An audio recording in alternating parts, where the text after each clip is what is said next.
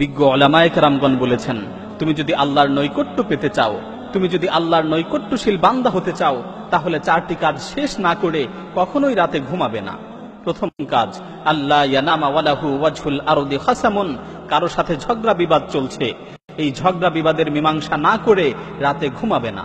কারণ তোমার মৃত্যুর ব্যাপারে তো কোনো গ্যারান্টি নেই। এই ঝগড়া বিবাদের মীমাংসা না করা অবস্থায় যদি রাতে তোমার মৃত্যু হয়, আর বিবাদী ব্যক্তি যদি কিয়ামতের দিন তোমার বিরুদ্ধে আল্লাহর কাছে বিচার দায়ের করে, সেই সময় তুমি কি করবে? দ্বিতীয় কাজ, লা ইয়ামবাগি লাহু আন ইয়ানামা ওয়া ক্বাদ বাকিয়া আলাইহি ফারদুম মিন ফারাইদিল্লাহ, কোনো ফরজ কাজ বাকি রেখে রাতে ঘুমাবে না। আল্লাহ তাআলা তোমার উপর যেই কাজগুলোকে ফরজ করেছেন সেগুলো আদায় না করে রাতে ঘুমাবে না।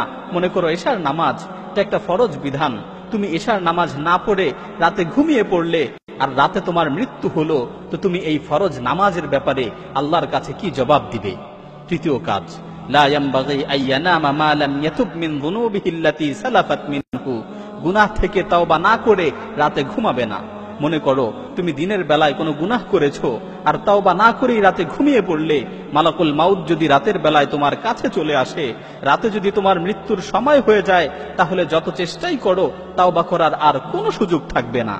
চতুর্থ কাজ, লা ইয়ামবাগি আন ইয়ানামা হাত্তা ইয়াকতুবা ওয়াসিয়াতান সাহিহা, ঘুমানোর পূর্বে উত্তম একটি ওসিয়ত না লিখে ঘুমাবে না।